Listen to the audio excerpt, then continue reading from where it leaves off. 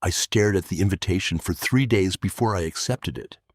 My best friend Camille was getting married in the ballroom of the Valdano Grand Hotel, a place so gilded and excessive it practically wept money from the chandeliers. And even though she had insisted, begged, sent a handwritten note folded inside a white peony, I nearly threw the cream envelope into the kitchen trash and called it self-preservation. Because Camille was marrying Ethan Bryce. And Ethan Bryce's family had made it their collective, deliberate, sustained personal mission to ensure that every room I entered felt 3 sizes too small for me. The Bryces were old money draped in new venom, the kind of family who smiled at you with their teeth and stabbed you with their eyes and convinced themselves somehow that the stabbing was a form of service to the natural social order. Ethan's mother, Sylvia Bryce, had never once looked at me without a small, contemptuous smile pulling at the corner of her perfect, coral-painted lips. She thought she was subtle about it. She was spectacularly, aggressively, almost impressively not subtle about it. I had been Camille's maid of honor since the morning the engagement was announced, from the party in Santorini where the champagne was $60 a glass and nobody talked about the price, to the dress fittings at Maison Delacour on Fifth Avenue, where the consultants looked through me like a window rather than at me like a person. And I had smiled through every single barbed comment about the champagne selection and every pointed glance at the chair I chose at the table and every quiet, theatrical calculation Sylvia made whenever the dessert tray came within range of where I was sitting. I was used to it. I had built an entire internal architecture around being used to it. The way you build a house in a flood zone. You know the water is coming. You just get very practiced at mopping. My name is Rosalind Voss, and for 29 years, the world had taught me to make myself smaller, to take up less space, less air, less chair, less of everything, to apologize for existing in a body that refused to conform to the dimensions that people preferred when they looked at someone and decided whether that someone deserved to be seen. I was 5'4", soft in all the places the world called wrong, with dark curly hair and brown eyes and hips that had their own gravitational pull. And I had spent more hours of my life than I would ever like to count believing the world's assessment of me, running their numbers through my own internal accounting system and arriving at a deficit every single time. I was good at numbers, actually. Finance, strategy. I could read a balance sheet the way some people read novels, with genuine pleasure and a sense of narrative suspense. What I could not do, apparently, was read an invitation without spending 72 hours in an existential negotiation with myself about whether I deserved to attend the event it described. Then came the day of Camille's wedding rehearsal dinner. Then came the moment that rearranged everything. And then came Dante Ferrara. I had spent enough years being made to feel like an imposition, to know that the feeling was manufactured, not factual, but knowing that and believing it are 2 entirely different rooms, and I had not yet found the door between them. The rehearsal dinner was held in the private dining room of Rosario's, a restaurant on the Upper East Side that seated 40 people and charged accordingly, and had a coat check attendant who looked at your shoes the moment you arrived and made an invisible judgment. I arrived in a dark green wrap dress that I had spent a full hour convincing myself was presentable, which is to say, I had stood in front of the mirror for 60 minutes negotiating with my own reflection before deciding that it would have to do. The room was already half full when I walked in, Camille glowing in ivory, at the center of a conversation she was clearly winning, her laugh carrying across the room like the best kind of music. Ethan at her side with his hand at the small of her back and a look on his face that was, I will admit, genuinely devoted. His family was arranged around the long table like a tribunal that had already reached its verdict. I found my seat, which was inexplicably at the far end of the table despite being the maid of honor, placed next to Ethan's cousin Marcus, a man whose primary contributions to any gathering were opinions no one had requested, an inexplicable confidence in his own analysis of the restaurant industry, and a cologne that arrived 12 to 15 seconds before he physically did. The dinner moved through its courses with the particular rhythm of an event that is formal enough to be exhausting, but not structured enough to prevent small cruelties from finding room to breathe.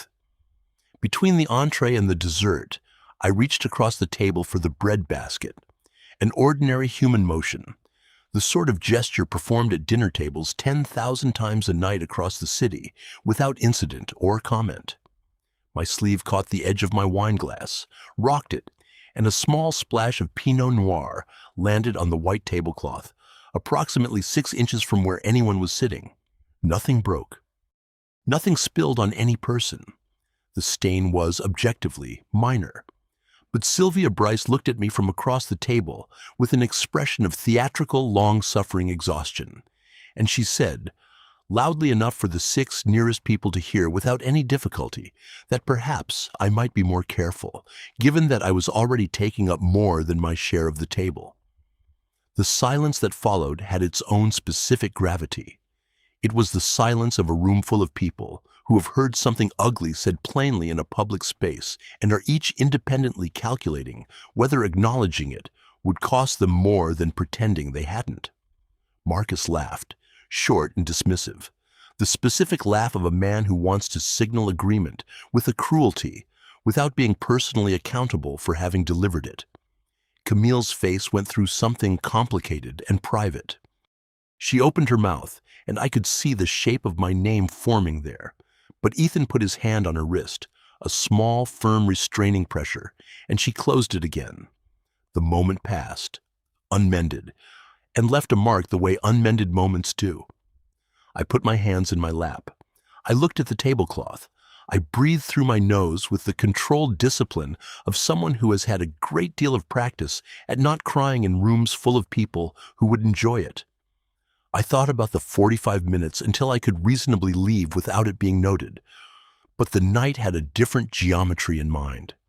Because the man at the corner table, the one seated with a small, quiet party of 3, and who I had registered only peripherally as someone who occupied space with the absolute stillness of something predatory and patient, had turned his head and was watching the Bryce table with the calm, assessing interest of a man who has found something worth paying attention to. Dante Ferrara had been listening the entire time. I remember thinking, as I sat there with my hands in my lap and the heat still in my face, that the worst part of public humiliation is not the moment of it, but the silence after, the silence that confirms everyone heard and no one will intervene. I did not know who he was. I want to be entirely honest about that, because it matters to the story. To me, in that specific moment, he was simply a very still, very handsome man in a charcoal suit with no tie and eyes the precise color of gunmetal on an overcast day, watching the Bryce table with an expression of quiet, dangerous curiosity. He was dark-haired and broad-shouldered and carried the particular quality that certain men carry, the quality of someone who has never once in his life been genuinely afraid of anything, which is a quality that is very difficult to manufacture and absolutely impossible to miss when you encounter it in a room. He rose from his chair without hurry, without announcement, without the performance of a man who expects to be watched, though he clearly understood he would be. He crossed the room in the way that water moves around an obstacle, finding the path without friction, without effort, without needing to announce the crossing, and he stopped behind Sylvia Bryce and stood there in silence for exactly 3 seconds, which I counted. Because when something is happening that alters the pressure in a room, you find yourself counting without deciding to. Sylvia became aware of him, the way prey becomes aware, not through a sound or a signal, but through a change in the quality of the air around her. She turned. The expression on her face completed its journey from social contempt through several intermediate destinations, before arriving at a colder, more private variety of alarm. She said his name. It came out smaller than she had intended by several volumes. He nodded once, the single nod of a man confirming information he already possessed. "Good," he said. "Then you understand, that when I tell you the woman you just spoke to is a guest whose comfort in this room is no longer optional, I am not making a request." He did not raise his voice. He did not need to. The sentence landed in the silence of the room with the weight of something that had been dropped from a great height. And the silence after it was different from the silence before, thicker, more charged. The specific silence of a room full of people who are simultaneously hoping they are not noticed and desperate not to miss anything. He turned from Sylvia without waiting for a response, without giving her the dignity of requiring one, as though she had already ceased to constitute anything worth his sustained attention. And he looked at me. The look was not pity. I had been looked at with pity enough times in my life to know its particular texture, the way it softens toward you while still keeping you at arm's length, the way it makes you feel simultaneously observed and reduced. This was not that. This was something entirely different. This was the look of a man who has identified something of value and is deciding how to proceed. He said, "I'm Dante. I believe we should be introduced." I said my name. My voice came out steadier than I had any reasonable expectation of, given what my nervous system was currently managing. He smiled slightly, in a way that reconfigured the geometry of his face into something warm, without losing any of its danger. He said, "I know." He extended his hand, and because I had, in that moment, absolutely nothing left to lose and everything, suddenly and unexpectedly and without warning, to gain, I took it. He was the kind of man who made a room smaller simply by being in it. Not because he expanded into the space aggressively, but because his presence drew everything toward a single point of attention. The way a planet organizes the orbital paths of everything around it. He told me later, over a glass of Barolo in the hotel bar, while Sylvia Bryce sat somewhere in the private dining room, attempting to reconstruct her dignity from its component pieces, that he had been watching me for the better part of the evening. Not in the manner that would have prompted me to locate the nearest exit, but in the specific manner of a man who has identified something he considers worth cataloging, worth understanding, worth the expenditure of his attention in a room full of people competing for it. He told me he had been at Rosario's for a business meeting, the kind of business that did not appear in corporate filings or on any document that a regulator would find interesting, and that his attention had caught on me somewhere around the soup course for a reason he said he could not entirely name until the moment Sylvia opened her mouth, at which point it had become extremely, immediately, and completely clear. He said, "People who are cruel to someone they perceive as harmless are always the most afraid of power." He paused. "I find that interesting." I said, "I'm not sure I have any power for anyone to be afraid of." He looked at me across the rim of his glass with those gunmetal eyes and said, "No, you don't think you do. That is a different condition entirely." That was the beginning. Over the 3 weeks that followed, Dante Ferrara, who was, as I learned in careful increments, the head of the Ferrara family, which controlled port operations and private financial channels, and 17 other categories of influence and leverage across the northeastern corridor of this country, and who was referred to in certain rooms and certain conversations by an epithet I will not repeat here, but which rhymed closely enough with the Italian word for sovereign that no ambiguity existed, took a deliberate and specific and entirely unhurried interest in my life. He asked questions about my work, which was financial risk analysis for a mid-sized firm that had no idea what it had in me, and he actually listened to the answers, which was more than most people in my personal or professional life had managed in recent memory. He sent things that were not flowers. A first edition copy of a financial theory text I had mentioned once in passing, offhand, without any expectation that anyone was paying attention. A reservation at a restaurant in the West Village that I had said once that I had always wanted to try, and which had a 3-month wait for anyone who had not made a call that certain people in the city knew how to make. A message at 11:45 on a Tuesday night that read only, "What are you thinking about?" I was thinking about the wedding invitation still sitting on my kitchen counter like an unexploded problem.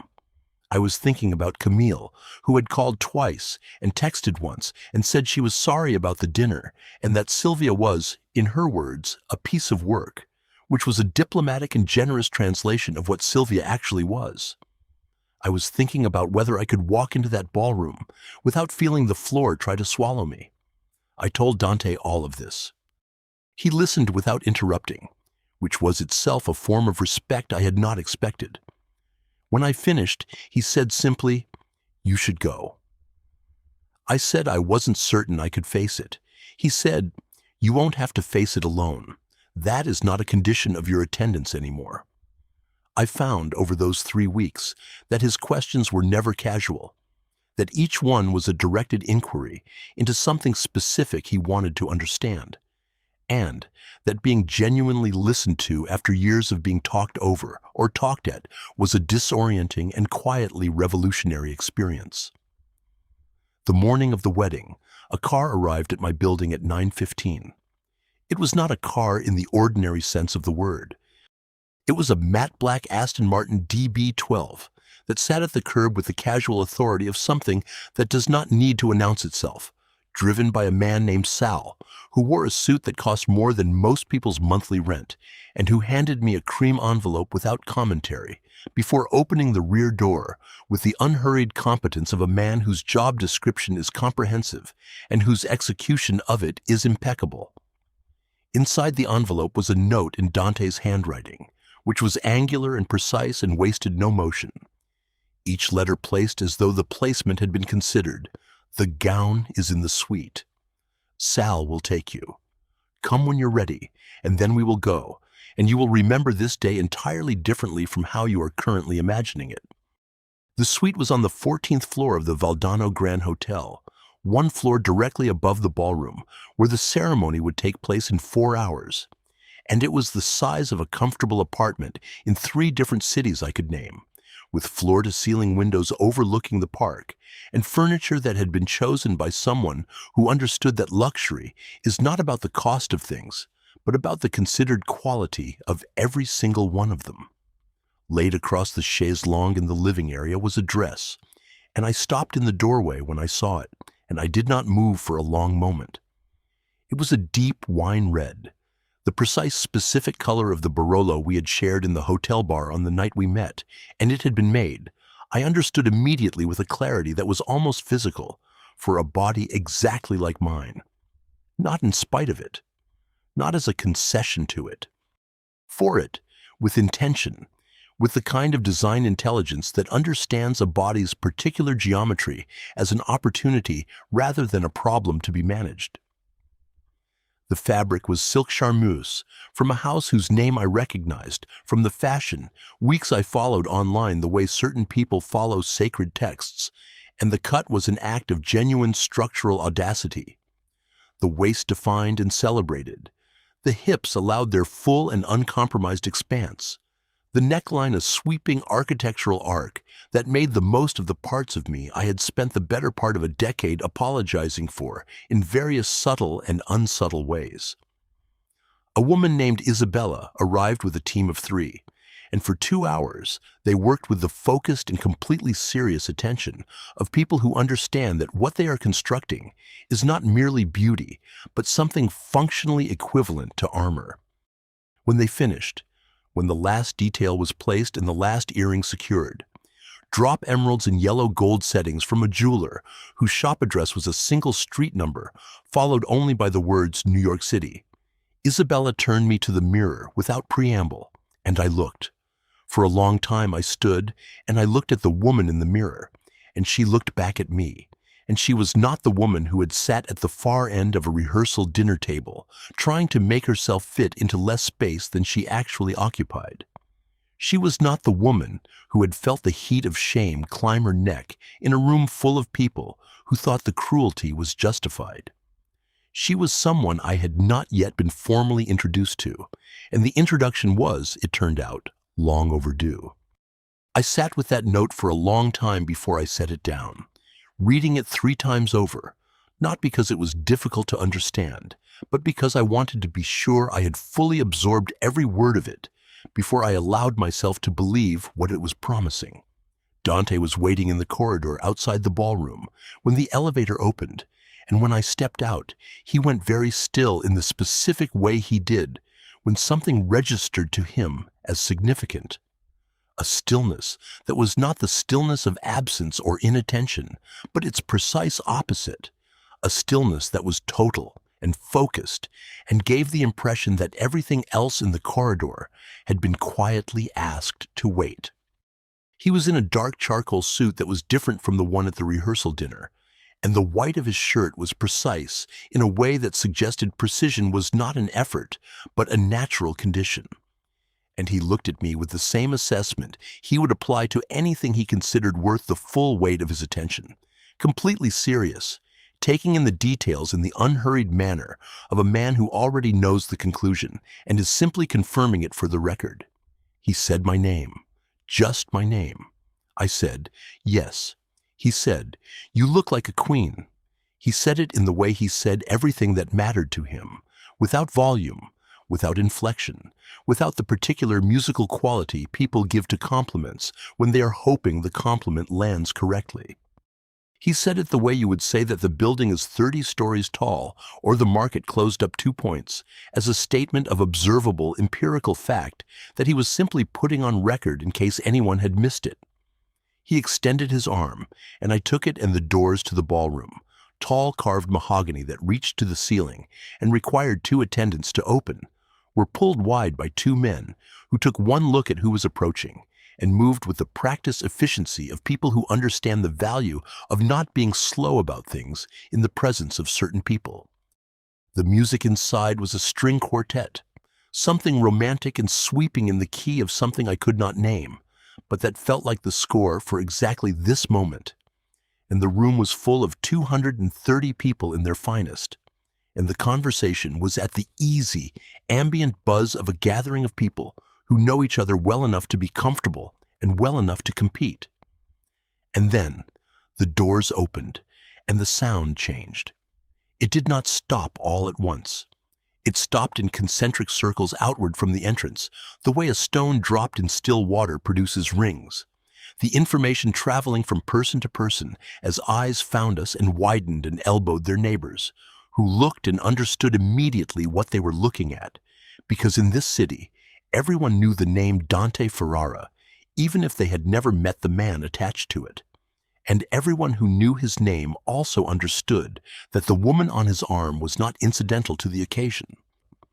I walked forward beside him, with his hand warm and steady at my forearm, my wine-red dress catching the chandelier light in a way that required no assistance and offered no apology. And I felt something happen inside me that I had been waiting for, without knowing I had been waiting for it. The certainty that the space I occupied was exactly the right amount of space, and that the room, this room, any room, had no choice but to accommodate it. Sylvia Bryce stood near the white floral installation at the left side of the aisle, and I watched her eyes find me. I watched her expression move through several distinct emotional addresses in the space of approximately 3 seconds, each one less composed than the last. I smiled at her. It was the specific smile of a person who no longer requires anything from the object of the smile, not approval, not acknowledgement, not even the dignity of a reaction. It is the freest smile available to a human face. She said nothing at all. She had at last nothing remaining that could reach me. The attendants at the ballroom doors, I noticed, did not look at me and then at Dante and reassess. They looked at us together as a single fact, a single coherent unit, and that, more than anything else that happened in the first 10 seconds, settled something in me that had been unsettled for a very long time. The ceremony was beautiful, because Camille was beautiful, and because whatever the Bryce family was, and whatever the architecture of their cruelties, Ethan loved her in a way that was genuinely and visibly real, the kind of love that does not perform itself for an audience because it does not need to. I held that truth and was glad for my friend without complication or reservation. What came after the ceremony was a different chapter entirely.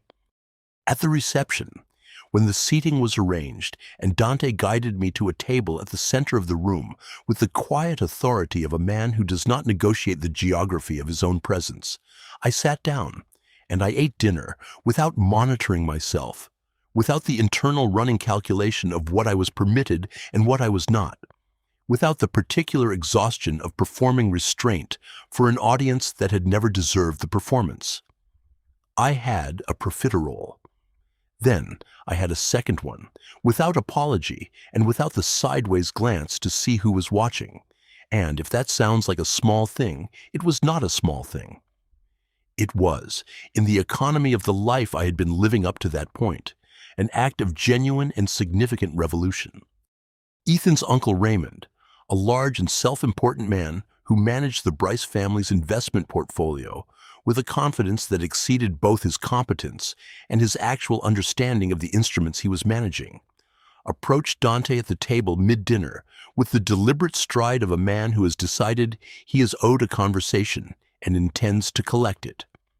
He made 3 sentences of social prelude, and then began to say something about Dante's recent consolidation of port operations across the northeastern corridor, framing it as curiosity, but carrying the specific energy of a man planting a flag. Dante listened to all 3 sentences with the patient, unhurried attention of someone who has already decided how the conversation will end. He then said, with the particular quietness of a man who has never needed volume, "Raymond, finish your dinner." Raymond finished his dinner. Later, when the dancing had begun and the lights had lowered to something warmer and the evening had settled into its full and generous warmth, Sylvia Bryce made one final attempt, because Sylvia Bryce was, if nothing else, persistent in the way that only people with no genuine self-awareness ever managed to be. She approached me with the specific graciousness of someone who has decided that graciousness is currently the most tactically advantageous posture available to them, and she said she hoped there were no hard feelings about the rehearsal dinner, that she had perhaps been more direct than she intended, which was a remarkable sentence from a woman who had intended every syllable of everything she had ever said in her life. I looked at her for a long moment. I had prepared for this moment without knowing I was preparing for it. Across every hour I had spent in rooms where people like her had made me feel like a problem that needed solving, I said, "Sylvia, I forgive you completely. It is very easy to forgive someone once you understand that their opinion of you is no longer a currency you accept." I left her standing with that sentence, and I did not look back. Dante, who had been standing 2 feet away and heard every word without appearing to listen, made a sound that on any other man I would have identified as a laugh. On him, it was something quieter and warmer and more private than that, something that belonged only to the space between us and not to the room. He leaned down and said, close enough that only I could hear it, against my hair, "There she is." And I understood precisely what he meant. Here I was. Here finally, fully and without remainder, standing in myself, in a wine-red dress in a chandelier-lit ballroom at the Valdano Grand, with the most feared man in the city at my side, and not a single outstanding apology left in my account. The night ended the way it was always going to end once the geometry had shifted, with the villains diminished to their actual rather than their perceived dimensions, and the room reordered around a different center of gravity than the one it had entered with. Camille caught my eye from across the dance floor and smiled the smile of a woman who knows her best friend is, at last and for real, going to be fine. And I smiled back with my whole face and meant every millimeter of it. Dante's hand was at the small of my back as we walked out through the front entrance of the Valdano Grand, the same tall doors we had walked in through, and the night air hit my face like the first clean breath after a very long time of breathing something insufficient. He said nothing in the car, because he understood, the way he seemed to understand most things about me, that the silence was not empty, but full, that it was the specific silence of a person who has arrived somewhere they did not know they were traveling toward. He reached across and took my hand and held it with the undemonstrative, unperformative certainty of a man who has already made his decision and requires no audience for it. And I sat in the dark of the Aston Martin, with the city lights moving past the window, and felt, for the first time in 29 years, exactly and precisely the right size. If you made it to the end of this story, you already know what it cost me to write it, and I genuinely cannot stop thinking about that moment in the ballroom when the music kept playing and the room went quiet anyway. If this story gave you even a fraction of the feeling it gave me, hit that like button right now, because this one deserves to be seen. Share it with someone who needs to hear that they are exactly the right amount of everything they are. Subscribe if you haven't already, because we tell stories like this every single week, and you do not want to miss what is coming next. Drop a comment and tell me which moment landed hardest for you. Hit the notification bell so you are there the moment the next story drops. I will see you then.